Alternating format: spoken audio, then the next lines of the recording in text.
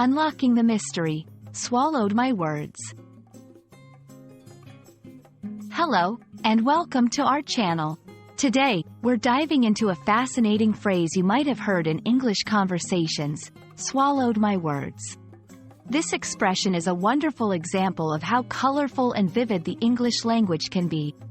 Let's explore its meaning, usage, and some examples to help you understand it fully and use it confidently in your own conversations. When someone says they swallowed their words, they're using a metaphorical expression. This doesn't mean they literally ate their words like a piece of cake. Instead, it signifies a moment when a person decides not to say something they were going to say, or regrets what they have already said. This phrase beautifully illustrates the idea of words being taken back or suppressed, as if they were never spoken out loud. People might swallow their words for various reasons. Here are a few common scenarios.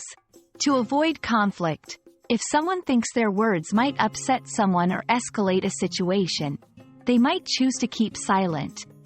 Out of fear, the fear of being judged or rejected can make someone retract their statement. Realization of a mistake. Sometimes, after saying something, a person might realize it was incorrect or inappropriate and wish they hadn't said it.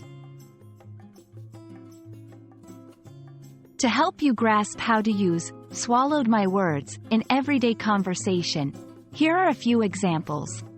In a moment of hesitation, I was going to tell him what I really thought, but I swallowed my words at the last minute. After realizing a mistake, as soon as I saw her reaction, I wished I could swallow my words. Choosing peace over conflict. I had a sharp reply on the tip of my tongue, but I swallowed my words for the sake of peace. Swallowed my words can be used in both formal and informal contexts, but it's more commonly found in personal narratives or reflective conversation. It's a way to express a change of heart or a decision to hold one's tongue, often used to convey thoughtfulness, restraint, or regret. Understanding phrases like swallowed my words can add depth and nuance to your English communication.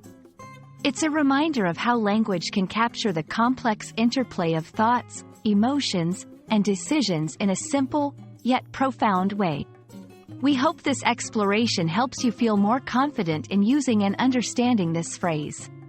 Happy learning, and remember, language is not just about words. It's about what we choose to do with them.